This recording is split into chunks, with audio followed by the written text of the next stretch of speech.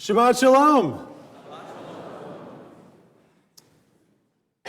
This week is a small milestone for me in beginning my tenure here at Temple Bethel, because it was about a week ago, 2 weeks ago, in my first job, in my first year of my first job, where I had a conversation with a woman in my shul who'd been a member for 40-some years. We'll call her Mrs. Stern, and she pulled me aside at the end of a service and said, Rabbi, you have such a warm and funny style, and you make everyone feel so comfortable in the shul when you speak, and I just wanted to know how it feels to have destroyed holiness in our community.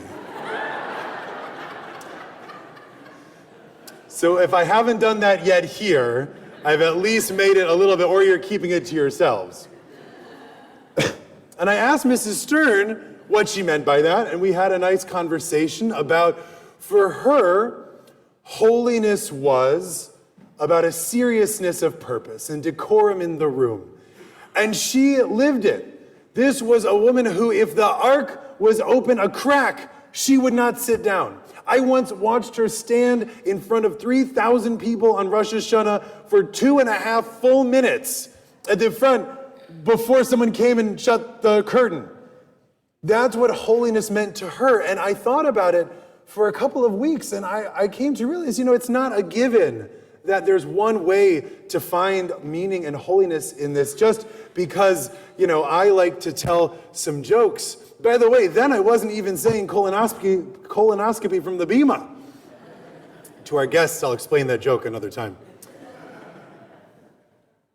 So that week, I took her advice, and I came to shul with a sermon with no jokes, with a solemnity and a seriousness of purpose. And I delivered the sermon for everyone, but for Mrs. Stern, because everyone deserves to find their version of holiness and meaning in the shul. And I finished my sermon, and I turned to Mrs. Stern, and she was in Florida at a family simcha and gone that Shabbat. But the lesson was learned. Creating holiness in this space is both important and hard to pin down. Now, a couple of weeks ago, we spoke about what holiness is. If you recall, we did a text study on a number of our classic commentaries to see what holiness was. Is holiness, according to the Sifra, holiness is to be separate, to be different. According to Rashi, holiness was an adherence to a certain number of the mitzvot, some genre of them. Those are the ones that make you holy. Or we looked at Ramban, who said that holiness is not doing mitzvot, it's the way one does mitzvot. Someone is holy if they do mitzvahs in a kind and a loving way. And we talked about this in theory 2 weeks ago, but in this week's parsha, we put it into practice. The Mishkan, the traveling place of sacrifices and God's presence that the Israelites brought with them is the construct through which the Israelites create holiness. It is separate from everything else. It has specific rules and regulations, and one would only hope that being near the Mishkan would cause others to be kinder and better people. In short, it fulfills all of our definitions of what it means to be holy. How can we bring that Mishkan's holiness to our community today? Well, in his commentary on the Torah, Rabbi Yom Tov Heller, known as the Tosafot Yom Tov, writes that at its outset, holiness is found in groups of people. According to Heller's read of tradition, the individual does not have Kedusha, only in a group. That means that it must be facilitated by a group. And that's why we have this Mishkan in the desert as a group project. The whole of the tribe of Levi has to take it down, move it, and set it up. Every time the pillars of smoke and fire move, and the camp has to start walking. And in describing this process, in the maftir that was read of Eva so beautifully today, we come to an interesting moment. Because the Lord tells Moses and Aaron, saying, don't let the group of the Kohathite clans be cut off from the Levites. You can't let this one subset of the priesthood be cut off. Why? So to do this, You want them to live and not die when they approach the most sacred objects. Let Aaron and his sons go in and assign each of them to his duties and to his carrying, but do not let this one group go inside and witness the dismantling of the sanctuary, lest they die. So every time the Mishkan has to move, they have to take the whole thing down and then set it all up again, like IKEA furniture. And the sacredest, the holy of the holiest part of the Mishkan, God says, Aaron, you, the high priest, and your family, you have to go in, you have to take it all down first, cover it up, and only then can you invite the rest of the Levites to come and pick it up and carry it. So the rabbis in the Talmud, of course, ask, why? Why this extra prohibition on the holiest of the parts of the Mishkan? And there's two answers that are given. Rabbi Eliezer ben Padat says that the reason you have to sort of cover up the holiest parts of the Mishkan before they can be carried is that the Levites who are supposed to carry would not come do it if they knew that that was the holiest parts. Because as we all know from Nadav and Abihu a few weeks ago, what happens if you mishandle the holiest of things? You die, right? So Eliezer ben Padat says it must be covered up which ones those are because the priests would be scared to approach the holy things. But Shmuel bar Nachman says, no. It's actually the opposite. You have to cover up which ones are the holy things because if everyone knew, oh, that part right there, that's the holiest, there would be fist fights from the Levites over who got to pick up that one because everyone wants to carry the holiest of the holies. And just in this one part of the Talmud, we see a push and a pull that we all know very well. Whatever it means to be holy, there are some that want to run to it, to touch it, to be there. And there are some that want to run from it. Now, the rabbis recognize that it isn't a given that people will want to run towards the holy. Holiness has its pluses and minuses in our tradition. The ark brings us closer to God, to be sure, but again, to read it improperly and you die. Confronted with that level of risk versus reward, some people may decide to simply not play the game. But the reverse is also a problem. If everyone could touch the ark without consequence, then it loses the specialness, the separateness that we spoke about before, and perhaps no one would care. The inaccessible can be enticing, or it can be off-putting. And the overly accessible can be either welcoming or watered down. So how do we thread this needle? How can we find ways of bringing holiness into our lives that we run to and not from? Earlier this week, Rabbi Eli Confer wrote about the idea of holiness and that it can be both daunting and desirable. His solution is to strive for temporary holiness. We should run to holiness like Eliezer ben Padat or Nadav and Abihu, but know that we can't stay there all the time and that hopefully passing moments of holiness will be enough. For him, the moment is Shabbat, which brings holiness into our lives and our calendars, and then it leaves 25 hours later so we can go back to the mundane and the necessity of the real world. And I like this answer. And for many of us, I think it's the way to go. It is the birthright of each one of us to feel holy, yet we can't stay that way all the time. So we designate a day to be separate, to be special, where we try to be our best selves. We call it Shabbat, and it routinizes holiness in our lives. But it also requires a certain amount of knowledge and education to make work, which is okay. In fact, it might be needed, but it does restrict access to holiness somewhat. Yet holiness can and should be adaptable.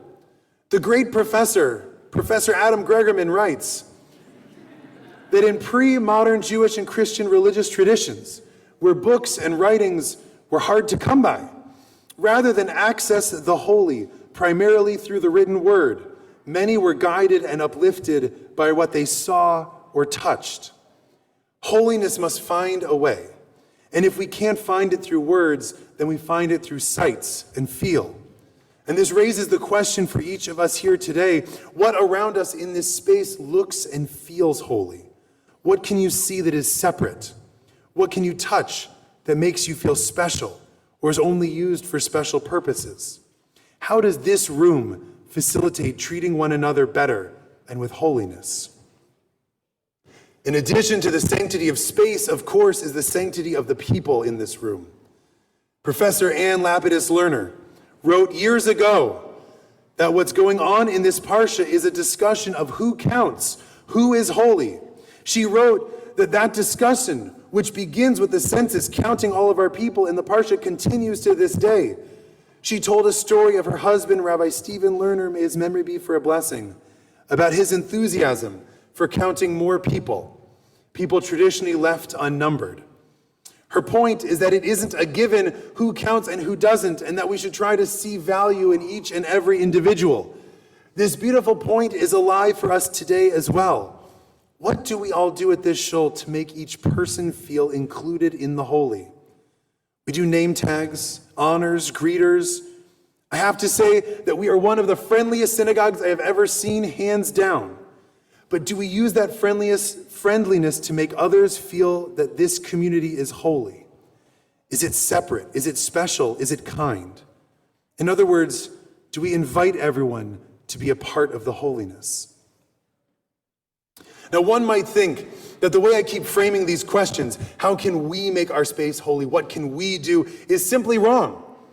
Perhaps holiness is about access to the divine. Holiness just is holy and being in the right place at the right time, happening to pick up the covered object that belongs in the ark or not. That's what it is to be holy. We can't create it.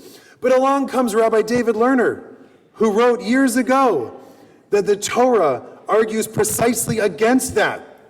You shall be holy, and the Levitical construction of holy space shows us that holiness and the creation of holiness is in our hands.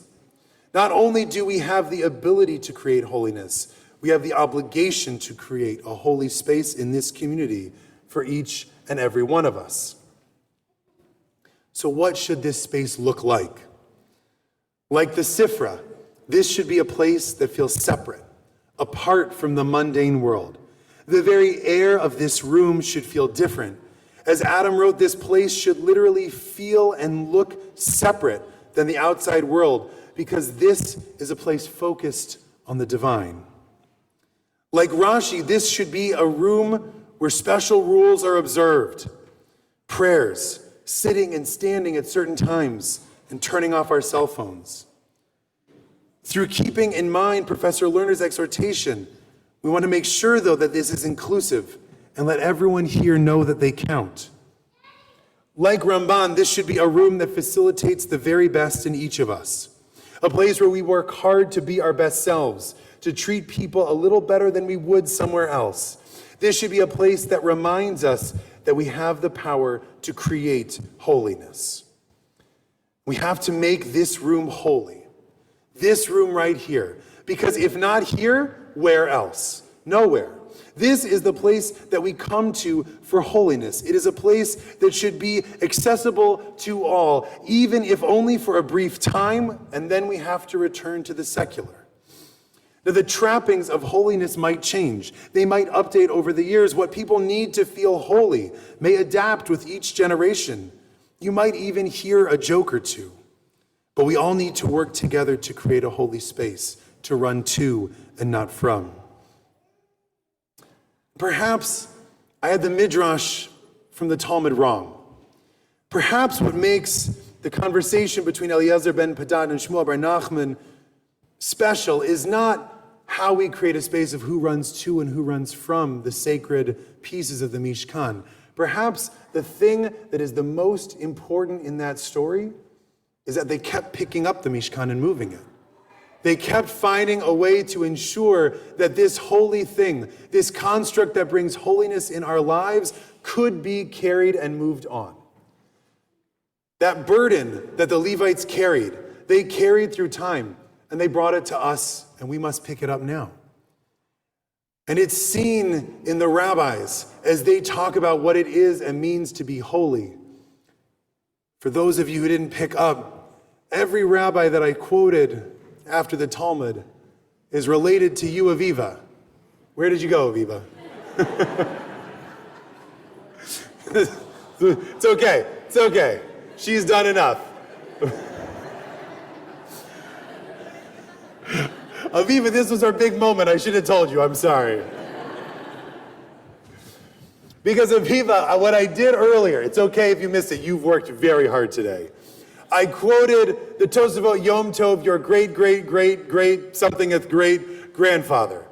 I quoted your grandparents. I quoted your uncle. I quoted your cousins. And I quoted your dad. Because Aviva, the discussion of what it means to be holy is a discussion that we all have to be a part of. We pass it on from generation to generation, and Aviva, it now goes to you to talk about what it means to be holy. And it goes to each of us to ensure that this community can be one that is distinct in how we act and who we are, that is special in the way that we treat one another, and that is kind to all who go into it, to make this room one of holiness. Shabbat Shalom.